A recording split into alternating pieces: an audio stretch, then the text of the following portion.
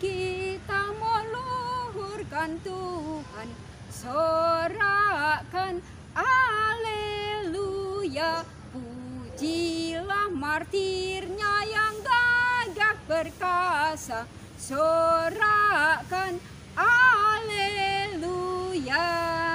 Direlakannya jiwa raganya demi imannya yang kudus. Injil Matius bab 21 ayat 23 sampai 27. Pada suatu hari, Yesus masuk ke bait Allah. Ketika ia sedang mengajar, datanglah imam-imam kepala dan pemuka-pemuka bangsa Yahudi kepadanya. Mereka bertanya, "Dengan kuasa manakah engkau melakukan hal-hal itu? Dan siapakah yang memberikan kuasa itu kepadamu?" Jawab Yesus kepada mereka, "Aku juga akan mengajukan satu pertanyaan kepadamu.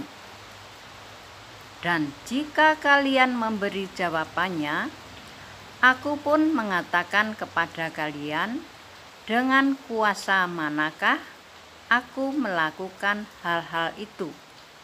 Nah, dari manakah pembaptisan yang diberikan Yohanes? Dari surga atau dari manusia?" Mereka lalu berunding satu sama lain, "Jika kita katakan dari surga, ia akan berkata kepada kita, 'Kalau begitu, mengapa kalian tidak percaya?' Tetapi jika kita katakan dari manusia, kita takut kepada orang banyak, sebab semua orang menganggap Yohanes itu nabi." Mereka lalu menjawab, "Kami tidak tahu." Maka Yesus pun berkata kepada mereka, "Jika demikian, aku pun tidak mau mengatakan kepada kalian dengan kuasa manakah aku melakukan hal-hal itu." Demikianlah Injil Tuhan. Terpujilah Kristus.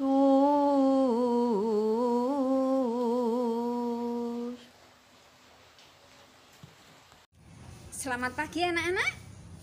Hari ini Senin 13 Desember.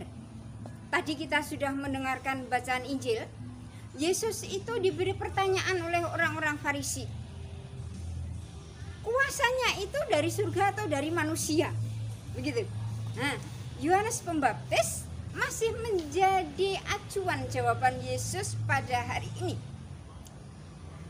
Hari ini kita juga memperingati seorang kudus, Santa Lucia, perawan dan martir. Santa Lucia ini putri dari bangsawan Romawi yang keluarganya beragama Katolik begitu. Santa Lucia ini sudah berjanji sejak kecil untuk mempersembahkan keperawanannya kepada Tuhan. Ayahnya sudah meninggal lebih dulu dan ibunya sakit.